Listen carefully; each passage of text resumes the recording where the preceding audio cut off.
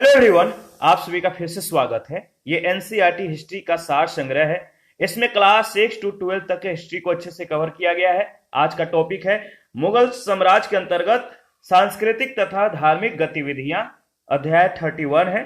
सबसे पहले विषय विस्तार के बारे में डिस्कस करेंगे, यानी इस टॉपिक के अंतर्गत किस किस पॉइंट को कवर करेंगे। तो सामान्य परिचय, स्थापत्य, मुगल कालीन स्थापत्य, चित्रकला, भाषा और साहित्य, मुगल कालीन साहित्य और संगीत के बारे में हम लोग डिस्कस करेंगे। देखिए, इस काल में स्थापत्य, चित्रकारी, साहित्य और संगीत के क्षेत्रों में जिन परंपराओं की स्थापना हुई, उन्होंने एक प्रतिमान यानी मॉडल का सूत्रपात किया। इस दृष्टि से मुगल काल को गुप्त काल के बाद उत्तर भारत का दूसरा स्वर्ण युग कहा जा सकता है। इस सांस्कृतिक विकास के क्रम में भारतीय परंपराओं का मुगलों के द्वारा इस देश में लाई गई तुर्की ईरानी संस्कृति के साथ मिश्रण हुआ। भारत के विभिन्न भागों में अलग अलग धर्मों और जातियों के लोगों ने अनेक प्रकार से इस सांस्कृतिक विकास में योगदान दिया। स्थापत्य के बारे में डिस्कस कर लेते हैं। मुगल शासकों ने किलों, राजमहलों, दरवाजों, सार्वजनिक इमारतों, मस्जिदों, बाउलियों आदि का निर्माण करवाया था। बाबर बगीचों का बहुत शौकीन था। उसने आगरा और लाहौर के आसपास कुछ बगीचे लगवाए थे। शेर शाह ने स्थापत्य कला को नया आयाम दिया, नया रूप दिया। सासाराम, जो कि बिहार में स्थित है, यहाँ पे उसका प्रसिद्ध मकबरा और दिल्ली के पुराने किले में उसकी मस्जिद स्थापत्य के उत्कृष्ट नमूने माने जाते हैं। कुछ मुगल उद्यान जैसे कश्मीर का निशात बाग, लाहौर का शालीमार बाग और पंजाब की तलहटी का पिंजौर बाग आज तक यथास्थिति में है, उसी तरह है जिस तरह से बनाया गया था। अकबर के आरंभिक शासनकाल में दिल्ली में बनवाए गए हुमायूं के मकबरे को ताजमहल का पूर्व सूचक माना जा सकता है। तो देखिए, हुमायूं का जो मकबरा है, यह संगमरमर का एक विशाल गुंबद के कारण विख्यात है। हुमायूं के मकबरे का निर्माण हुमायूं की पत्नी हमीदा बानो बेगम के अपने पति के मृत्यु के 8 वर्षों के बाद 1564 ईस्वी में आरंभ करवाया था। तो हुमायूं के मकबरे का निर्माण किसने करवाया था? हुमायूं की पत्नी हमीदा बानो बेगम ने मृत्यु के 8 वर्षों के बाद 1564 ईस्वी में इसका आरंभ करवाया गया था। हुमायूं का जो मकबरा है, इसके बारे में डिस्कस कर लेते हैं। मकबरे का निर्माण 1565 ईस्वी में हुमायूं की प्रिय पत्नी हमीदा बानो बेगम ने प्रारंभ करवाया। दोहरी गुंबद वाला यह भारत का पहला मकबरा है। 4 बाग पद्धति का प्रयोग पहली बार हुमायूं के मकबरे में हुआ। वैसे भारत में पहला बाग युक्त मकबरा है, वह है सिकंदर लोदी का मकबरा, याद रखिएगा। हुमायूं के मकबरे को ताजमहल का पूर्वगामी माना जाता है। हुमायूं के मकबरे में दफनाए गए मुगल घरानों के लोगों में हाजी बेगम, हमीदा बानो बेगम, हुमायूं की छोटी बेगम, दारा सिको, जहांदार शाह, फर्रुखसियर, रफी उदरजात और आलमगीर द्वितीय प्रमुख है। दिल्ली के अंतिम मुगल बादशाह बहादुर शाह जफर और उसके 3 शहजादों को अंग्रेज लेफ्टिनेंट हडसन ने 1857 ईस्वी में हुमायूं के मकबरे से गिरफ्तार किया। इस मकबरे की नकाकशी फारसी शिल्पकार, याद रखिएगा, मलिक मिर्जा गयास ने तैयार की थी। किसने? मलिक मिर्जा गयास ने। यह हुमायूं के प्रति श्रद्धांजलि का प्रतीक माना जाता है। यह मकबरा ईरानी शैली पर आधारित भारतीय स्थापत्य कला का सुंदर नमूना है। अकबर ने आगरा से 36 किलोमीटर दूर फतेहपुर सीकरी में 1572 ईस्वी में एक राजमहल शाह किले का निर्माण आरंभ किया। राजमहल शाह किले का फतेहपुर सीकरी में बादशाह अकबर का सबसे सुंदर भवन संरचना वह जोधाबाई महल। एक विशाल कृत्रिम झील से युक्त पहाड़ी पर बने इस किले में गुजरात और बंगाल शैलियों की कई इमारतें शामिल थी। इनमें गहरी गुफाओं, छज्जों और सुंदर छतरियों का प्रयोग किया गया है। याद रखिएगा, अकबर ने आगरा और फतेहपुर सीकरी दोनों स्थानों में किए गए निर्माण में व्यक्तिगत रुचि ली। दीवारों और छतों में सजावट के लिए प्रयोग की गई चमकीली नीली टाइलों में फारसी या मध्य एशियाई प्रभाव देखा जा सकता है। और इसमें सबसे सुंदर इमारत यहाँ की मस्जिद और उसका विशाल प्रवेश द्वार है, यानी बुलंद दरवाजा है। यह मस्जिद अकबर की गुजरात विजय के उपलक्ष्य में बनवाई गई थी। यह दरवाजा अर्ध गुंबदीय शैली में बना हुआ है। जहांगीर के काल में कश्मीर में शालीमार बाग तथा निशात बाग का निर्माण हुआ था। किसके काल में? जहांगीर के काल में। तो शालीमार बाग कश्मीर में है और निशात बाग कहां पे है? कमेंट करके बताइएगा। तो देखिए, कश्मीर में शालीमार बाग और निशांत बाग का निर्माण हुआ। ठीक है। जहांगीर ने लाहौर में स्थित मोती मस्जिद, अनारकली का मकबरा और जालंधर में स्थित सराय का जो है निर्माण करवाया था। और जहांगीर के शासनकाल के अंतिम वर्षों में अगर बात करें तो केवल संगमरमर की इमारतें बनवाने और दीवारों को अर्ध मूल्यवान पत्थरों से बनी फूल पत्तियों की आकृतियों से सजाने का चलन जो है आरंभ हुआ। और इस तरह से मतलब कि फूल पत्तियों आभूषणों से सजाने की जो चलन था, इस पद्धति को पित्रादूरा कहते थे। तो याद रखिएगा, पित्रादूरा। शाहजहां के शासनकाल में यह पद्धति है पित्रादूरा का और भी लोकप्रिय हो गई। उसने ताजमहल में इसका व्यापक जो है प्रयोग किया। ताजमहल में मुगलों के द्वारा विकसित सभी स्थापत्य शैलियों का सुंदर सामंजस्य हुआ है। मुमताज महल यानी अर्जुमंद बानो बेगम के मृत्यु 1631 ईस्वी में 14वें बच्चे गौहर आरा बेगम की प्रसव पीड़ा के दौरान जो है बुरहानपुर में हुई थी। उसी की कब्र पर शाहजहां ने उसकी स्मृति में जो है ताजमहल बनवाया था। यह आगरा में यमुना नदी के तट पर स्थित है ताजमहल। 1632 ईस्वी में ताजमहल का निर्माण कार्य जो है प्रारंभ हुआ। इसको डिजाइन करने वाला, बताइए, इसको डिजाइन करने वाला जो कलाकार था उसका नाम क्या था? तो उस्ताद अहमद लाहौरी था। यह प्रश्न पूछा गया है, तो ध्यान में रखिएगा। और जिसको शाहजहां ने, यानी उस्ताद अहमद लाहौरी को शाहजहां ने नादिर उल उश्र की जो है उपाधि दी थी। शाहजहां के शासनकाल में मस्जिद निर्माण कला जो है अपनी पराकाष्ठा पर पहुंच गई थी। इसके दो उत्कृष्ट नमूनों में से पहला जो है आगरा के किले की मोती मस्जिद, जो ताजमहल की तरह जो है संगमरमर की बनी हुई है। दूसरा लाल बलुई पत्थर से बनी दिल्ली की जामा मस्जिद है, जिसमें एक विशालकाय दरवाजा, ऊंची पतली मीनारें और कई गुंबद इस मस्जिद की मुख्य विशेषताएं हैं। 1638 ईस्वी में शाहजहां ने दिल्ली में अपने नाम पर जो है शाहजहानाबाद नामक नगर जो है इस नगर की स्थापना की थी। और ये 7वां नगर था और उसने अपने साम्राज्य की जो है यहाँ जो है राजधानी बनाया शाहजहानाबाद। यह लगभग 9 वर्षों में तैयार हुआ था। इसका निर्माण कार्य हमीद और अहमद शिल्पकारों के संरक्षण में संपन्न हुआ था। हमीद और अहमद, नाम याद रखिएगा, इंपॉर्टेंट है। यहां पर देखिए, मुगल कालीन जो स्थापत्य है, आपको याद रखना है कि किसके शासन काल में जो है बना था और कहां पर बना था। जैसे शेर शाह का जो मकबरा है ये सासाराम बिहार में है और शासक शेरशाह था। हुमायूं का मकबरा दिल्ली में है, शासक हाजी बेगम थी। जहांगीर महल जो है यह फतेहपुर सीकरी में है, शासक अकबर था। जहांगीर महल यह आगरा में है, इसके शासक अकबर था। अकबरी महल यह आगरा में, शासक अकबर था। आगरा का किला यह भी आगरा में है, शासक अकबर था। दीवान ए आम और दीवान ए खास, याद रखिएगा, दीवान ए आम और दीवान ए खास क्या है, इसके बारे में पहले भी हम लोगों ने डिस्कस किया है। दीवान ए आम ये फतेहपुर सीकरी में बनाया गया था और इसके शासक अकबर, और जो दीवान एक खास है ये भी फतेहपुर सीकरी में ही है और इसके शासक अकबर था। देखिए, पंचमहल जो है या हवा महल ये फतेहपुर सीकरी में बना हुआ है और इसके शासक अकबर थे इस समय। मरियम महल, बताइए किस शासक के द्वारा बनाया गया है? तो अकबर के द्वारा फतेहपुर सीकरी में। जामा मस्जिद अकबर के द्वारा फतेहपुर सीकरी में। तुर्की सुल्तान का महल जो है अकबर के द्वारा फतेहपुर सीकरी में। बुलंद दरवाजा जो है यह भी अकबर के द्वारा बनवाया गया फतेहपुर सीकरी में। और अकबर का जो मकबरा है यह जहांगीर के द्वारा बनवाया गया है सिकंदराबाद में। और एतमाउद्दौला का मकबरा नूरजहां के द्वारा आगरा में बनवाया गया है। जहांगीर का मकबरा नूरजहां के द्वारा जो है शाहदरा यानी लाहौर में। दीवान ए खास और दीवान ए आम शाहजहां के द्वारा जो है आगरा में बनवाया गया है। तो याद रखिएगा, दीवान ए खास, दीवान ए आम ये दोनों आगरा में है और शाहजहां के द्वारा इनका निर्माण हुआ है। शीश महल शाहजहां के द्वारा बनवाया गया है, ये आगरा में है। खास महल ये भी शाहजहां के द्वारा आगरा में। नगीना मस्जिद ये भी जो है शाहजहां के द्वारा आगरा में बनवाया गया है। जामा मस्जिद शाहजहां के द्वारा आगरा में। मच्छी भवन शाहजहां के द्वारा बनवाया गया है, आगरा में है।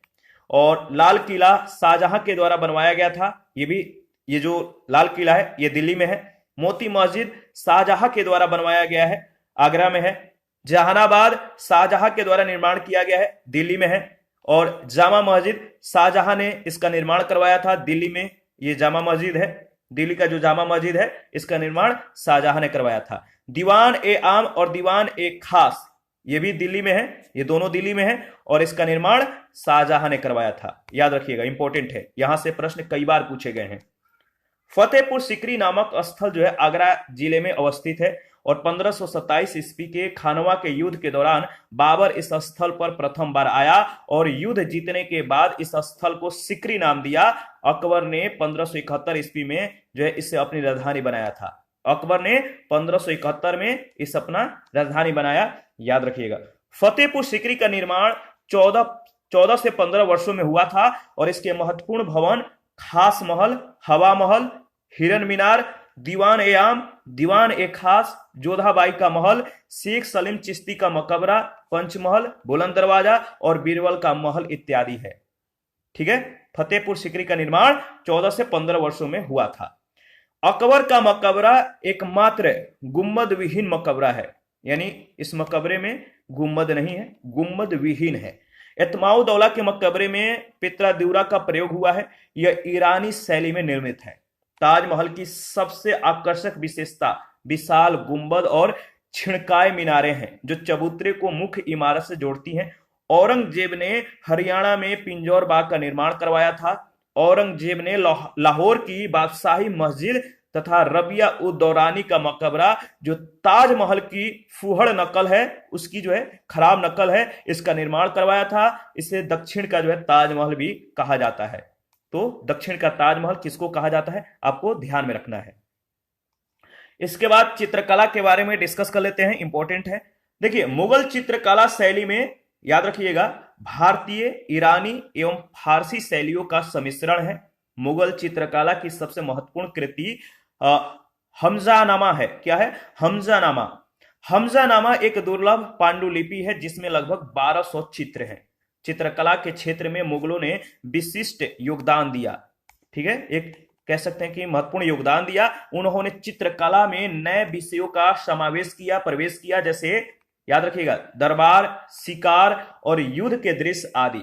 कुछ प्रांतीय राज्यों जैसे मालवा और गुजरात ने भी 15वीं सदी में चित्रकला को प्रश्रय दिया था। हुमायूं ईरान से 2 चित्रकार मीर सैयद अली और अब्दुस समद को अपने साथ लाया था। तो हुमायूं ईरान से 2 चित्रकार लाया था, नाम था मीर सैयद अली और अब्दुस समद।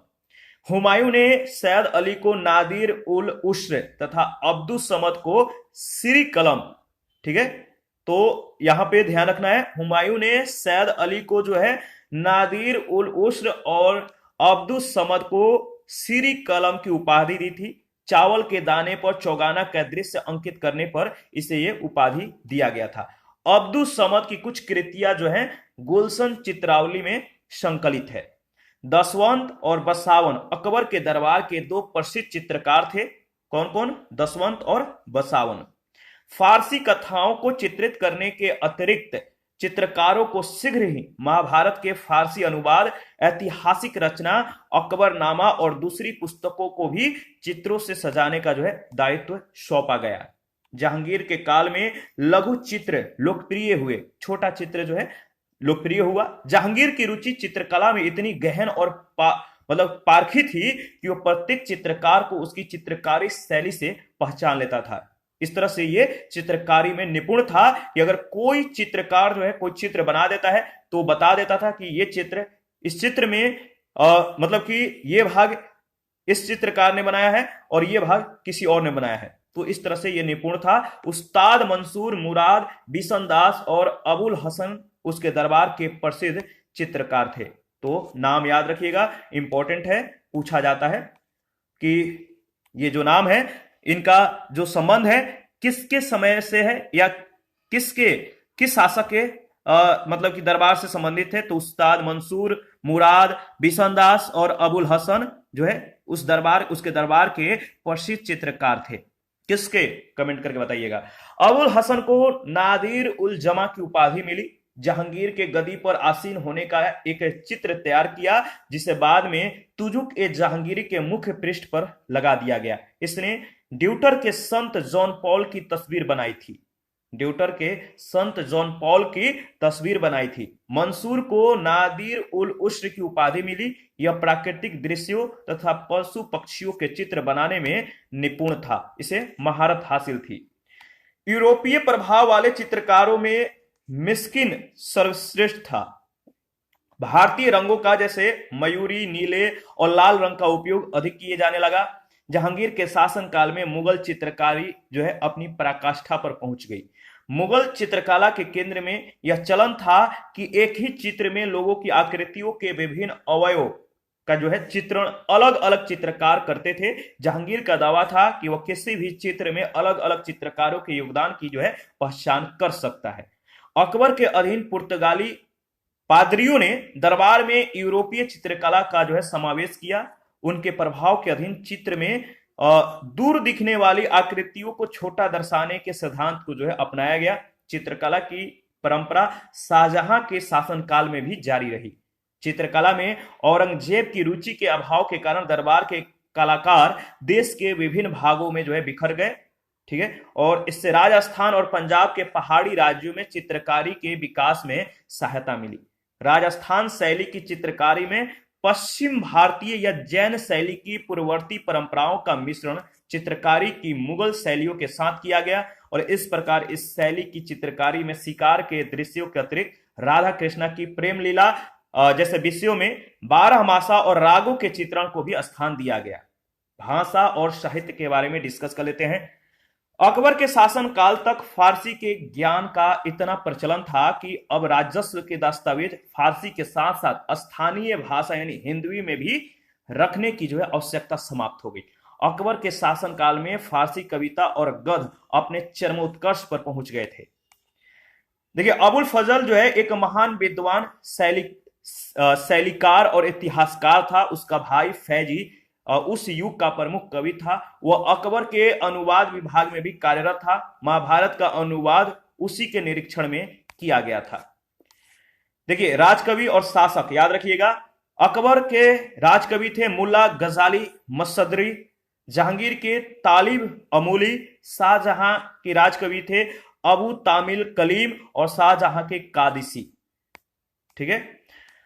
देखिए, उतबी और नजीरी दो अन्य प्रमुख फारसी कवि थे। फारसी साहित्य के विकास में हिंदुओं ने भी जो हिंदू थे इन्होंने भी अपना योगदान दिया था। मुगल कालीन साहित्य के बारे में डिस्कस कर लेते हैं। तो याद रखिएगा, जो बंदायूनी है, बंदायूनी इन्होंने रामायण को जो है मतलब कि फारसी भाषा में इसको लिखा था। इसके बाद राजा टोडरमल जो है भगवत गीता को फारसी में लिखे थे। दारासी को फारसी भाषा में योग वशिष्ठ का जो है रचना किए। अथर्ववेद इसके लेखक का नाम है सरहिंदी, ये फारसी भाषा में लिखे थे। देखिए, इसके बाद अगर बात करें तो मौलाना शाह मोहम्मद शाहबादी फारसी भाषा में पंचतंत्र यानी कालीला एवं दिमना को लिखे। फैजी जो है ये भी फारसी भाषा में लीलावती की रचना किए थे, गणित की ये पुस्तक है। और कालिया दमन अयार और दानिश ये भी फारसी भाषा में अबुल फजल के द्वारा लिखा गया है। देखिए, 52 उपनिषद यानी सिर और अकबर ये फारसी भाषा में दारासिको के द्वारा लिखा गया है। अकबर नामा यानी आईने अकबरी ये भी फारसी भाषा में अबुल फजल के द्वारा लिखा गया है। बाबर नामा फारसी भाषा में अब्दुल रहीम खान ए खाना के द्वारा जो है लिखा गया है। हुमायूं नामा फारसी भाषा में गुलबदन बेगम ने लिखा है। तुजुके ए बाबरी तुर्की भाषा में बाबर के द्वारा ये स्वयं की इसकी जो है बाबर की स्वयं की आत्मकथा है। तुजके जहांगीरी जहांगीर की ये आत्मकथा है, फारसी भाषा में जहांगीर मोतमिद खा और मोहम्मद हादी के द्वारा लिखा गया है। और मुंतखब उल तवारिक ये भी फारसी भाषा में लिखा गया है। अब्दुल कादिर बंदायूनी इसके रचनाकार हैं। इकबाल नामा ये जहांगीरी ये जो है मोतमिद खा बख्शी के द्वारा जो है फारसी भाषा में लिखा गया है। और माँ सीरे जहांगीरी फारसी भाषा में ख्वाजा कामगार के द्वारा लिखा गया है। तबकाते अकबरी फारसी भाषा में निजामुद्दीन अहमद के द्वारा लिखा गया है। शाहजहानामा फारसी भाषा में इनायत खां के द्वारा लिखा गया है। नुस्खा ए दिल कुसा भीमसेन फारसी भाषा में जो है लिखे हुए हैं। आलमगीरनामा फारसी भाषा में मिर्जा मोहम्मद कासिम के द्वारा लिखा गया है। और मुआसिर आलमगीरी ये जो है साकी मुस्तैद खां के द्वारा फारसी भाषा में लिखा गया है। फतवा ए आलमगीरी ये जो है शेख निजामुद्दीन अहमद के द्वारा फारसी भाषा में लिखा गया है। और पातशाहनामा मोहम्मद अमीन के द्वारा फारसी भाषा में जो है इसकी रचना किया गया है। तो एक बार जो है इसको फिर से आप जो है रिवीजन कर लीजिएगा, बहुत ज्यादा इंपॉर्टेंट है, यहां से प्रश्न पूछे जाते हैं। देखिए, इस काल में संस्कृत में महत्वपूर्ण और मौलिक रचनाएं ही नहीं, मतलब कि कह सकते हैं कि जो काल है, यह काल जो है जो काल है किसका, जो मुगलों का काल है, इस काल में संस्कृत में महत्वपूर्ण और मौलिक रचनाएं नहीं की गई तथा कह सकते हैं कि इस काल में लिखी गई संस्कृत पुस्तकों की संख्या बहुत ज्यादा है, बहुत अधिक है। क्षेत्रीय भाषाओं के स्वरूप में स्थिरता और परिपक्वता आ गई तथा इस काल में कुछ उत्कृष्ट गीति काव्यों की रचना की गई। क्षेत्रीय भाषाओं में रामायण और महाभारत का जो है अनुवाद किया गया।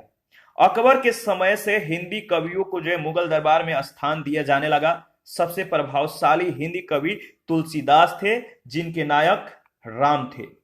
तुलसीदास ने हिंदी की अवधी बोली का जो है प्रयोग किया, जो पूर्वी उत्तर प्रदेश की जनभाषा के तौर पर प्रचलित है।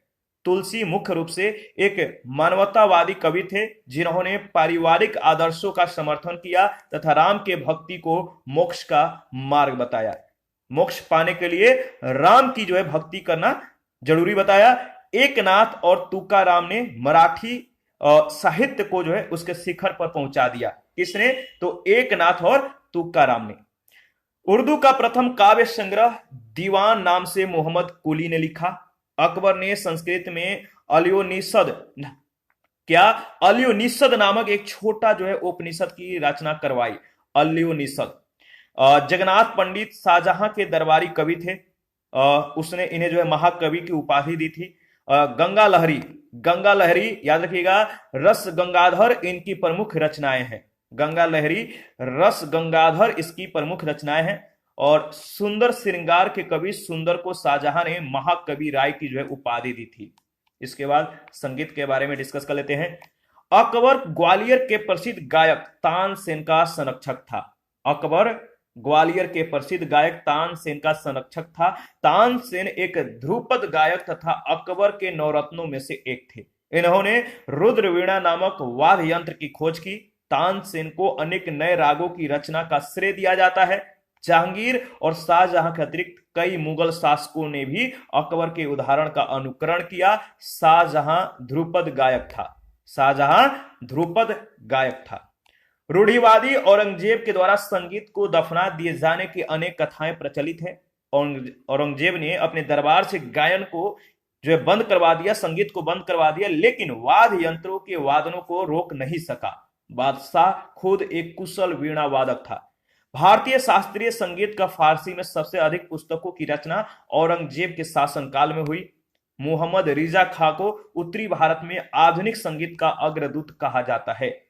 मोहम्मद रिजा खां को उत्तरी भारत में आधुनिक संगीत का अग्रदूत कहा जाता है, याद रखिएगा। इसी के साथ आज का सेशन समाप्त करते हैं। नेक्स्ट सेशन में मराठों का जो उदय है इसके बारे में डिस्कस करेंगे। आप अपना प्रतिक्रिया देते रहिए।